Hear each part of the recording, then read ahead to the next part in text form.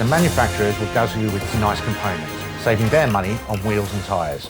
Wheels and tyres are the best upgrade you can put on any brand new bike. In fact, any bike. They will also give you the biggest bang for buck, whether you're looking for performance, comfort, and/or reliability. As a professional bike mechanic, I've built tens of thousands of stock bikes over the last 40 years.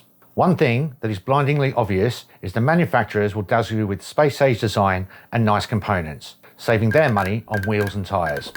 99% of new bike owners get sucked into this marketing ploy, and is the most likely reason your new bike or wheels have treated black spokes and a tyre choice that is a one-size-fits-all. But there are a few steps thrifty purchasers can ask the bike shop to do in a quest to get better wheels and tyres more suited to you as an individual rider. The best part is they can be relatively cheap or even free if done when the bike is purchased. Welcome to Day 16 of Tour de Bike 2024, where I'll guide you through the pitfalls of accepting what a new bike or wheels come with and how to get what you may not even know you want. Stick around as I'll explain why the manufacturers and mechanic who set up your bike aren't even obliged to get the wheels on your new bike straight and how to make sure they do. I wouldn't do what they have to do, but I have a special set of skills when it comes to truing wheels. You've just got to become the bike. As you'd hope for, the spokes in these wheels have been treated to make them go black because that's super cool. The treatment to change the colour makes them more likely to snap compared to normal stainless steel spokes. They're also double butted, which despite popular belief, also makes them more likely to break than if they were a uniform thickness. And the weight saving of double butted spokes is so negligible it's not even worth talking about. And this god-awful creaking noise when you squeeze them as they rub together.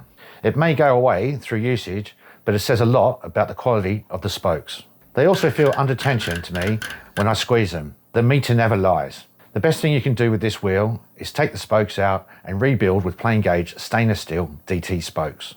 The result will be a much better balanced wheel with more performance, better stopping power, and a significantly low chance of spoke breakage. One could be forgiven for thinking it's unacceptable for a brand new wheel to be this far out of true.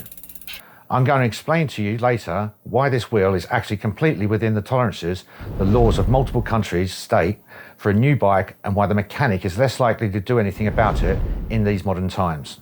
This is a gravel bike, so there should be no surprise it has gravel style tyres on it. There is a little bit of tread in the middle for fast rolling on hard surfaces, and these nodules on the edge to bite into soft stuff like mud or dirt when you're going off-road. Neither the small nodules in the middle of the tread or the slightly chunkier ones on the outside will benefit hard surface riding. The ones in the middle will slow you down or make it more laborious to ride. Importantly, the bigger nodules on the outside of the tread are more dangerous when you go around corners on a hard surface compared to a smoother tread. When you corner with tyres like these, you're only sitting on the nodules, so there is far less rubber in contact with the road. One has far less grip, especially in the rain. In my experience, you'll want something a lot chunkier riding off-road when it's wet for decent grip and traction. The manufacturer of my mountain bike had riding off-road in mind, and these are the type of tyres it would have been supplied with for that exact purpose. But the fact is, this bike has spent 90% of its life chewing up tarmac and hardpack rather than mud. Tyres like these 1.6-inch semi-slick are more appropriate for that kind of usage. I started with 1.1 tyres riding mountain bikes as road bikes, and ultimately found 1.3-inch completely slick tyres are the sweet spot. When choosing tyres, one needs to have a good think about the type of riding the bike will actually be used for. Be honest with yourself, rather than agree with the bike hype. If it's going to be primarily on the road with maybe some light tow paths or similar, it would be much better suited to a road style tyre like this. Run at higher pressures to make cycling faster or easier and safer. And the pressure can be dropped for those off-road bits you may never encounter. These particular tyres have great puncture protection, so you can pretty much forget the hassle of dealing with a flat when you're out and about. If your intended use is playing in the mud, get chunkier tyres fitted, or maybe a mountain bike instead. Plan on doing both? A much better idea would be having two specific types of tyre for each planned adventure.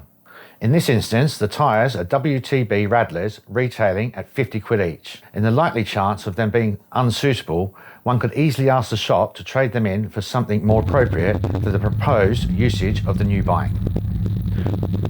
Trust me, at that value, the shop will likely bite your hand off to trade them in. Don't forget to ask them to do it labour-free and pop the wheels in the jig while they're at it. Let's look at why the manufacturers and the shop mechanics aren't even obliged to make the wheels on a new bike as straight as they should be. Before I do, a quick reminder, this is stage 16 of a 21-stage tour around any new bike, showing shortcuts taken at production and final assembly to cut costs.